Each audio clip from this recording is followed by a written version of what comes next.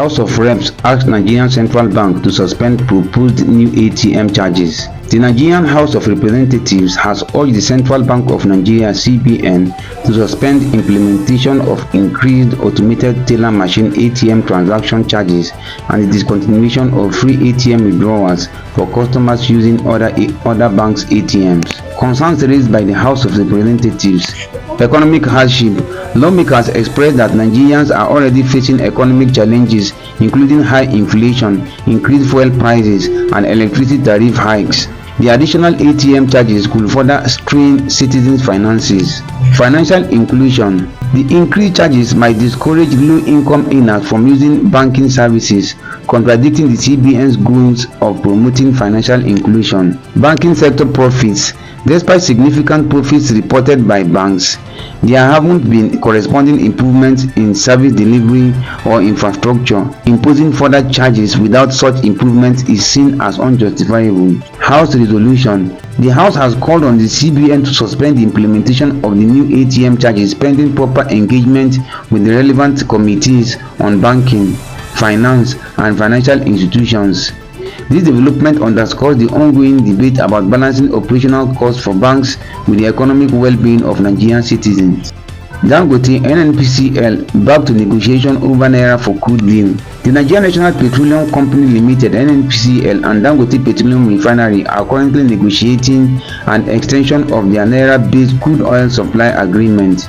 This initiative, launched in October 2024, was designed to stabilize domestic fuel supply by allowing NNPCL to provide crude oil to local refineries, including Dangote's, in exchange for payment in Naira. Under the initial 6-month contract, NNPCL supplied approximately 48 million barrels of crude oil to the Dangote refinery. As this agreement approaches its March 2025 expiration, both parties are discussing terms for a new contract, focusing on aspects such as volume, pricing, and duration. The Naira-for-crude oil policy remains active, with the Federal Inland Revenue Service (FIRS) confirming its continuation.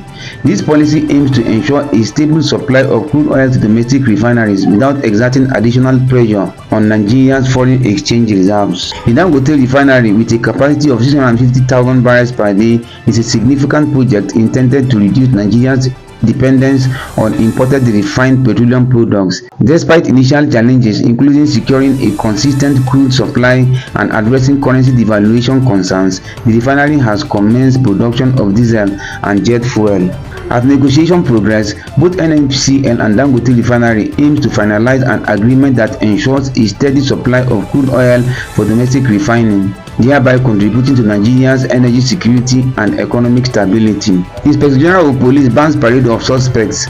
On March 11, 2025, the Inspector General of Police (IGP) Kayode Egbetokun reiterated the Nigerian Police Force's ban on publicly parading criminal suspects before formal charges are filed in court. These measures aims to uphold the fundamental human rights of individuals and align with international best practices in policing. The IGP emphasized that this policy reflects the force's dedication to respecting the rights and dignity of all individuals, including those suspected of criminal activity. He called for the cooperation of the public and media in adhering to this directive, highlighting that responsible reporting and ethical journalistic practices are vital in maintaining public trust and ensuring a fair justice system. This directive aligns with the previous order from the Attorney General of the Federation and the Minister of Justice, Lateef Fagbemi, issued approximately 3 weeks prior.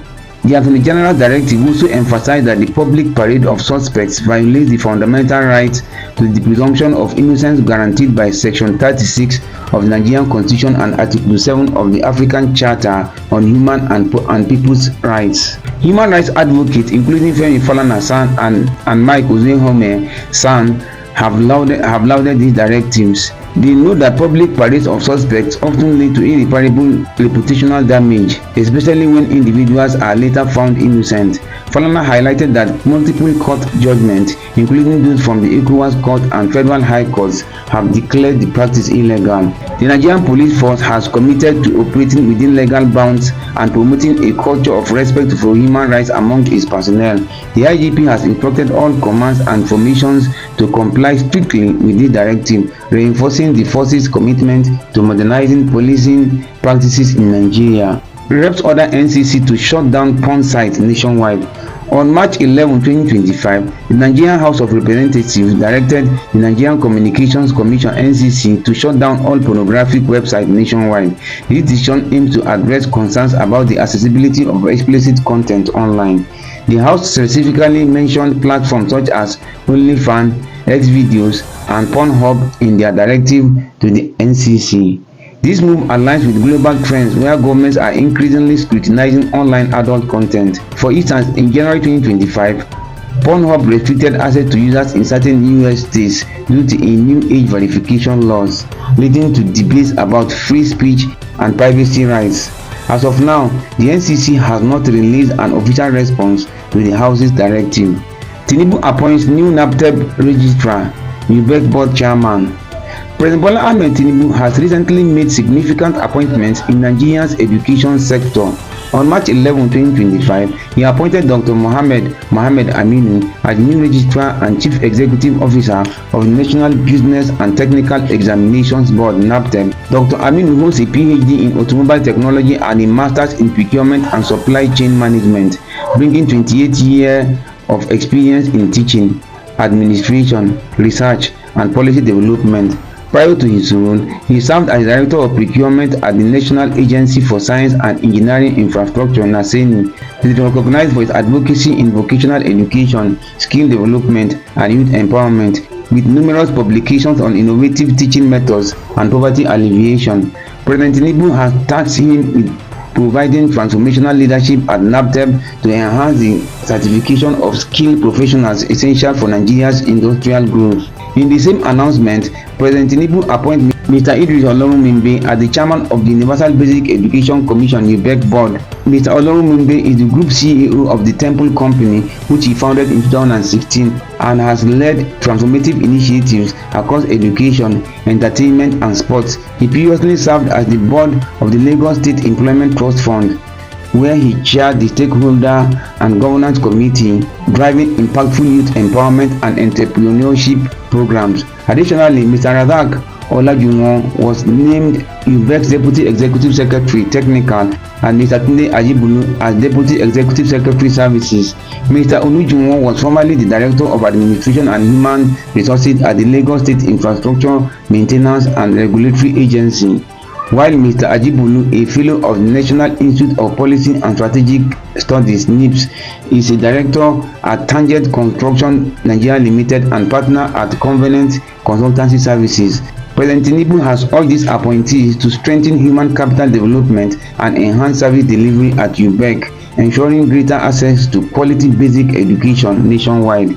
This appointment reflects President Tinubu's commitment to reforming and strengthening Nigeria's educational institutions, aiming to provide quality education and certify skilled professionals vital for the country's industrial and economic development. Chaos in Benue as youths burn LG secretariat, traditional rulers' palace over killings. On March 11, 2025, unrest erupted in Naka, the headquarters of the Gwere Local Government Area (LGA) in Benue State, Nigeria, following the alleged killing of 3 members of the Civil Protection Guards by suspected armed herdsmen on March 10. The violence escalated when irate youths, angered by the killings and perceived government inaction, took to the streets around 7 a.m. as the bodies of the slain guards were brought to Naka for burial. The protest, initially peaceful, was reportedly hijacked by hoodlums who set fire to several properties, including the Gwere Local Government Secretariat, the palace of the chairman of the Gwere West Traditional Council, His Royal Highness Daniel Abomse, a hotel belonging to Senator Titus Zam, who represents Benue Northwest in the Senate. Victor Omerin, chairman of Gwere West Local Government Area, confirmed that the protest was initially peaceful but later turned violent, leading to the destruction of the aforementioned properties. The Benue State Police Command, through its spokesperson, SP Catherine Anene, stated that the Commissioner of Police had deployed tactical teams to restore order in the affected areas. The incident highlights the ongoing tensions and security challenges in Benue State, particularly concerning conflicts between local communities and armed herdsmen. Follow for more. March 11, 2025.